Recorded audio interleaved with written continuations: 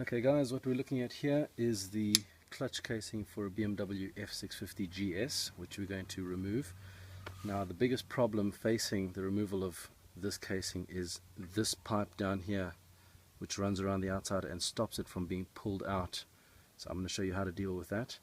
Firstly, there's a few things we have to remove. The clutch cable needs to be disengaged from the actuation arm. We need to remove the gear lever and this foot peg. The gear lever uses a size 10 hexagonal bolt. The foot peg uses 3 Torx head screws size 40. Loosen those up, get the foot peg and the gear lever off, and we'll tackle the next step. Okay, so here we have our gear lever that has been removed. Don't forget that that bolt right there has to come out completely in order for it to slide off the shaft. There's a groove in the shaft in which that bolt sits, and unless you remove it completely, it's not going to slide out. So that's a small tip for that. Here is the foot peg that we removed, the 3 bolts that were holding it in place. And now what we're going to do is tackle the water pump housing. Now there are 3 bolts that hold it. I've already loosened them for time saving. So those are the 3 bolts. What's normally going to happen is a load of coolant is going to drip out at this point. So have a bucket or something handy underneath to catch the old coolant. And we're going to lift that up. It needs to be out of the way like that. So I've just prepared a bungee cord here, which is going to help me keep it up out of the way. Okay, that exposes our clutch casing and all the bolts that we need to get to in order to remove it. So what we're going to do is look at loosening this oil return line, which is a major obstacle in getting this casing off. One of the things we need to do is remove the oil return pipe from the little hose in the oil reservoir. Obviously before all of this you would have drained all the oil out by loosening that bolt there, loosening the oil reservoir there, and there are 2 pegs on that side there, all as per the service manual for draining the oil. So get the oil out, remove that pipe. If you go into the inside of the engine here, I already have a Torx screwdriver going into where the screw can be found. Don't know if you can see where it ends there. Just to the right of those 2 pipes, there's a little bracket that holds the pipe in place, and that screw can be a little tricky to get out. If you let it drop, it can be a little tricky to find, so be careful when removing it. Loosen that, and we're almost there. The last thing we'll need to do is get in under the engine, and as you can see there, the oil return pipe bolts on to the engine there. There's a copper washer above and below that fitting, which you need to be careful not to lose. So you loosen that, loosen the hose from the oil reservoir, and loosen that bolt in there, which you might be able to see from this angle. Not so easy, but when you start fiddling around with the line, you'll see the bracket that holds it in place. So I'm going to get busy loosening those things up, and then we'll look at how everything's going to come out. Okay, the next step we need to do is drop the exhaust, because if you look at where the oil return line sits, it gets wedged in between the casing and the exhaust, and although it's loose, there isn't much wiggle room because it bangs up against the exhaust. So the first thing we're going to do on the exhaust is loosen the joint where the back part of the exhaust joins the front, and you can do that by using a size 15 spanner. I recently did do some work where the exhaust was dropped, so I put some copper grease into the thread. So my job is going to be very easy, but you might find you'll have to spray it with some penetrating fluid, let it work right into the thread, and tackle it very slowly and gently. You don't want to strip the bolt and cause yourself extra work. Okay, so now our exhaust clamp is loose. You may need to pry it open with a couple of screwdrivers here to get it loose, but that'll just slide up now, out of the way, and reveal the joint where we're going to separate the exhaust. Now, in order to do that, we need to loosen the exhaust at the front where it comes out of the cylinder, right in there, and that uses two hexagonal 13mm bolts. So I'm going to loosen those.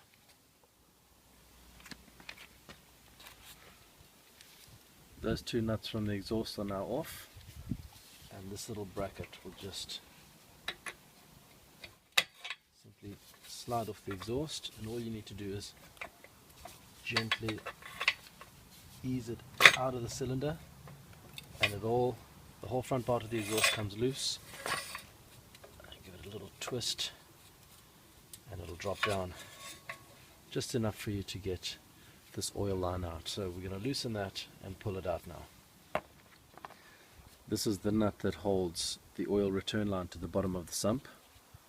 You'll see on here I've left the two washers, two copper washers. One sits at the bottom against the head of the bolt, then the oil return line fitting goes in between, and then this one sits between the fitting and the sump. So I put them both on there for safekeeping. Now, final few things before we remove the cover. The clutch cable.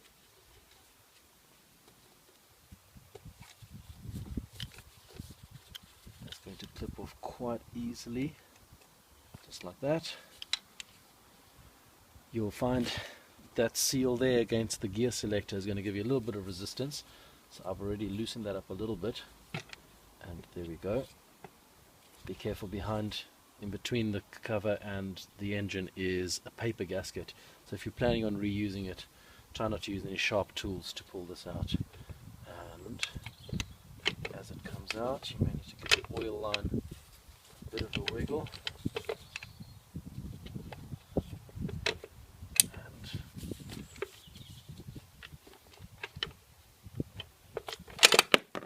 Have it. One clutch case removed, exposing clutch. Now, to remove the clutch plates, you're going to need a Torx head screw, size 30. I've already loosened these up a little bit in diagonally opposing order, just to keep the pressures even.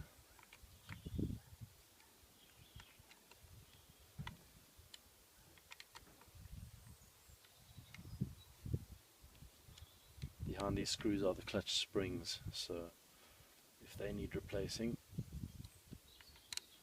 very easy to just slot the new ones in. Once you remove the last of the clutch springs, that's what they look like. All these bits come out. This is the main plate which gets pulled by the clutch lever through these grooves and separates the friction plates from the pressure plates. And changing the friction plates on a clutch on a bike is one of the easiest things you can do. That's what the friction plate looks like. It's got an abrasive disc on the inside, and it alternates with these pressure plates. These are just metal discs. These never need replacing unless something really goes wrong. So they alternate like that. On this particular model there are 7 of each. So all you need to do is, once you've got all of these out, put them back in alternating order, and we start our reassembly then. Now that the springs and the new friction plates are in place, we can tighten up the whole lot. Obviously tightening a little as we go along in alternating order, so that the pressure is evenly tightened around the circumference of the clutch.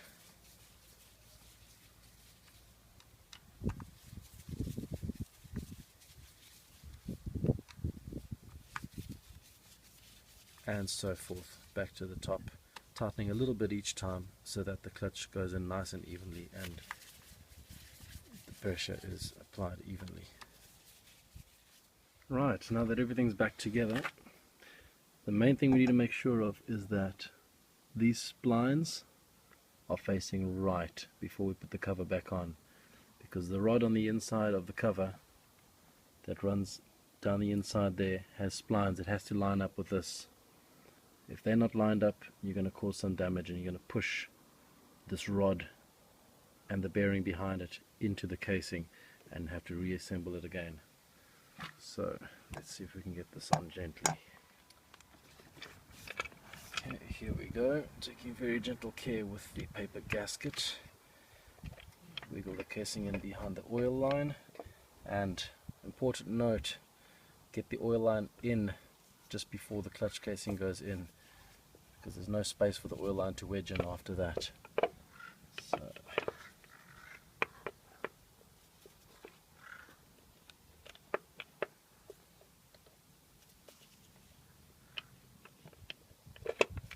there we go. Now as it goes in, you will see the clutch rod should turn slightly when it catches the splines on the inside. Now a couple of little adjustments to make. There we go.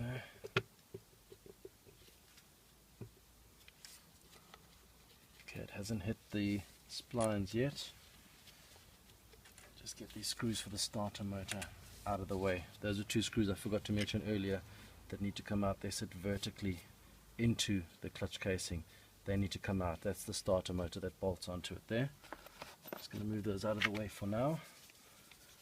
Got the oil line obstructing at the back.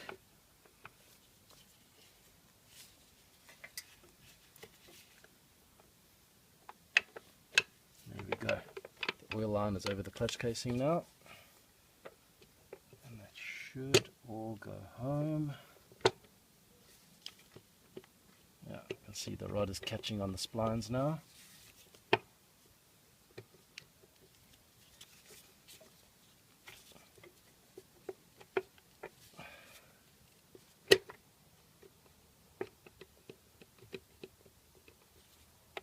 Okay. Gentle persuasion does it.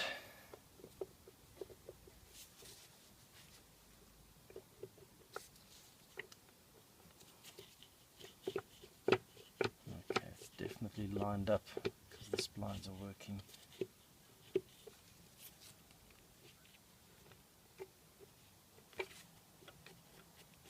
You also have this water pump cog to line up onto the splines on the inside. There's a little bit of wiggling that needs to be done between the starter motor preventing entry on this side, the tight seal around the gear selector, the lining up of the splines, and just the general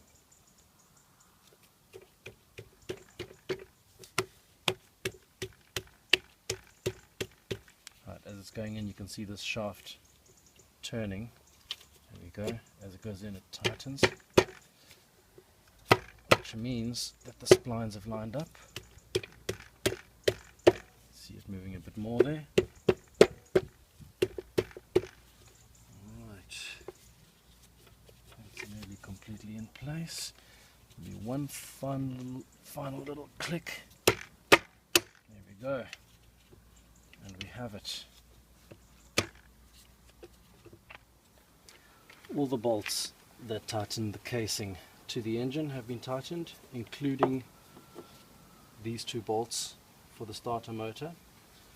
So now what we need to do is get the oil line back on, which we will do by putting this bolt back. Don't forget about the second copper washer.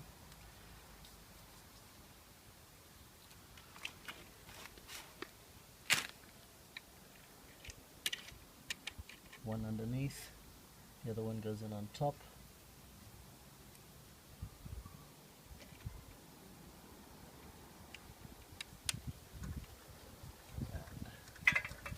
Give it a few loose turns so that we can line up the rest of it, connect it up to the reservoir, and tighten that whole lot up.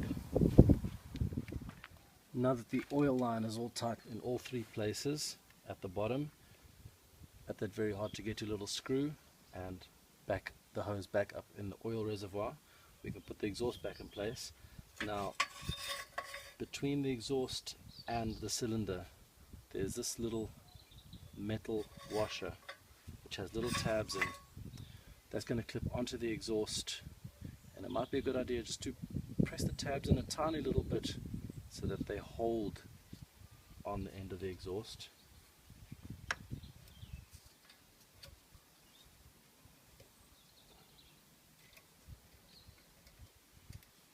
Just like that. It keeps itself in place. Now we can bring the tightening bracket back up, nice and gently, bring the exhaust back in.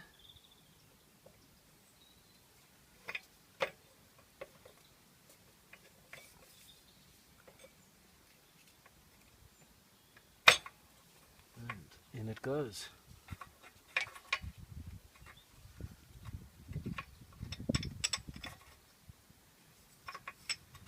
Bracket fits nicely back over the bolts, just like that.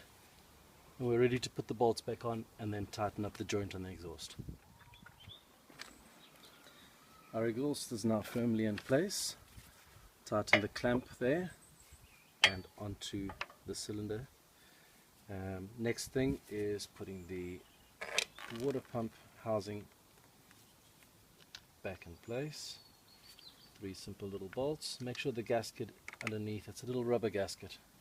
Make sure it's nice and clean. Now that our casing is fully secured, we're ready to put our clutch fork back into place. Before we do that, it's a good idea to make sure that you have a little bit of play left on the clutch adjustment cable. I'll explain why in a second. How we do this is it's going to go in that way with the hooks like that, and what you want to do is make sure that the cable is fully pulled out on this end, and you're going to put the arm in such a way that it's slightly past the end of the lug, because there is a small bit of play in the initial movement of the arm.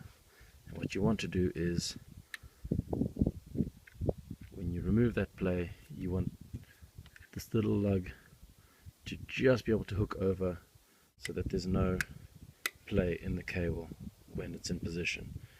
And to get it in position, then a simple vice grip on the clutch arm, give it a twist, and the cable will just slot right in, just like that. Now the reason why I've left a margin is because now that the cable is tense, it could be just enough to separate the friction plates from the pressure plates, so we want to be able to adjust it back a little if necessary. So screw back in to the clutch arm, and after this a few bits and pieces and we'll be ready for the road. Now the last few pieces remaining, we have our foot peg to put back in before the gear selector. The reason for that is, once you have the gear selector in, you want to be able to get to this bolt I'm currently putting in now. So the foot peg has that bolt and another 2 bolts that go in underneath. I'm going to tighten those and then put the gear selector on. With the foot peg now in place, I can get the gear selector on. Don't forget, bolt out.